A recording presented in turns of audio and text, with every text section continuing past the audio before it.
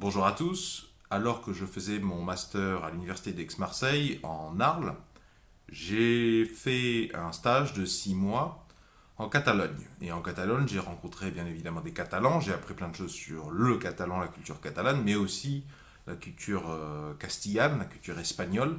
Et du coup, pour les Français qui voudraient préparer un voyage en Espagne, une assimilation, s'intégrer aux Espagnols, je vous propose trois petites choses, trois éléments culturels, trois expressions. Alors la première, ça va être comment dire en parlant du loup en espagnol. Alors les Espagnols, ils ont une expression équivalente à en parlant du loup. C'est littéralement en français, en parlant du roi de Rome par la porte, il apparaît. Ou il y a une variante, en parlant du roi de Rome par la fenêtre, il apparaît. Alors en espagnol, c'est hablando del rey de Roma por la puerta asoma.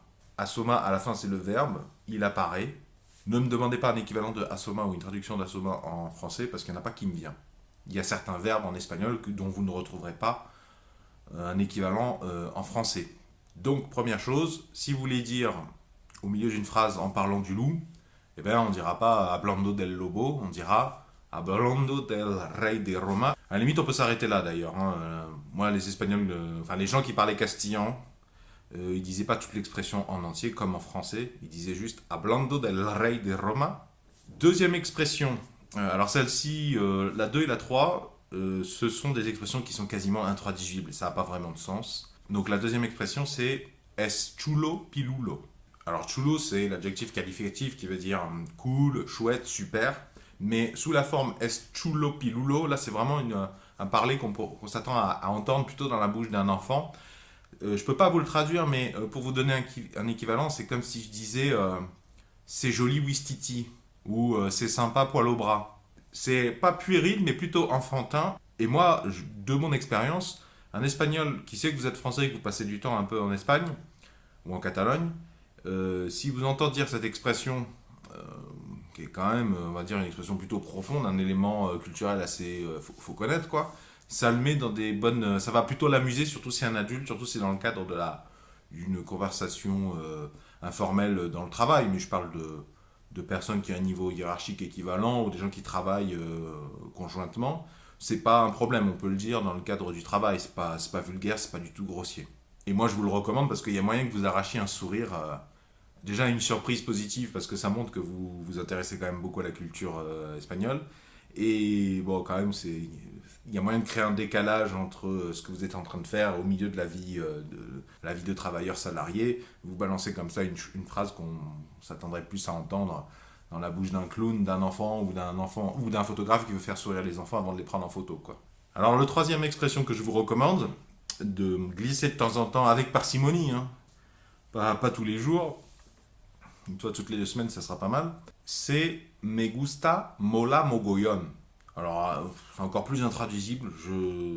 Tout ce que je vous dirais, c'est que quand vous voulez dire quelque chose vous plaît, voire même le dire un peu plus que simplement ça me plaît, me gusta mola mogollon. Alors, à ma connaissance, c'est pas du tout vulgaire, hein. Je vous mets les phrases dans la description sur la vidéo pour que phonétiquement vous puissiez vous y retrouver. Me gusta mola mogollon. Ça veut simplement dire j'aime plus quelque chose. Et encore une fois, je vous le recommande parce que c'est pas quelque chose qui est très très connu. Je doute que vous apprendrez ça dans un cours d'espagnol au collège ou au lycée. J'ai rien contre les cours au collège ou au lycée. Enfin, si, ils sont très chiants.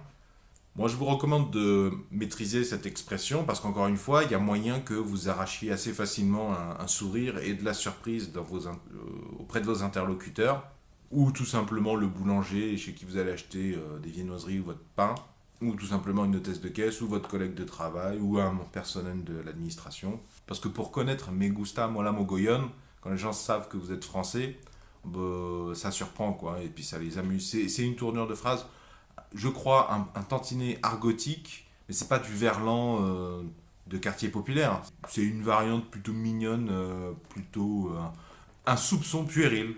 Et je vous invite à faire le test si vous avez l'occasion en France de rencontrer des Espagnols et que vous échangez un petit peu de conversation. Glissez Es chulo pilulo à l'occasion, Me gusta mola mogollon ou Hablando del rey de Roma.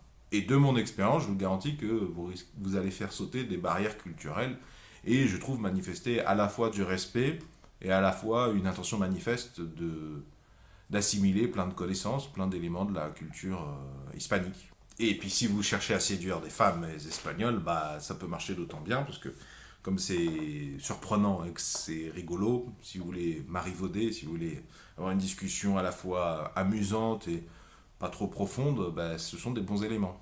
Si vous avez apprécié ce sujet, pouvez-vous mettre un pouce vers le haut, s'il vous plaît, pouvez-vous mettre un j'aime. Si vous aimez collecter, rassembler à l'intérieur de vous un maximum de solutions aux mille et un problèmes de la vie quotidienne, je vous souhaite la bienvenue et je vous propose de vous abonner à la présente chaîne YouTube. Vont s'afficher à l'écran un rond et un rectangle. Le rond, vous cliquez dessus, ça vous abonne gratuitement à la présente chaîne YouTube. Quant au rectangle, si vous cliquez dessus, ça vous amènera vers tous les épisodes de la thématique culture générale. Parce que la culture générale, ça rapporte énormément de choses également.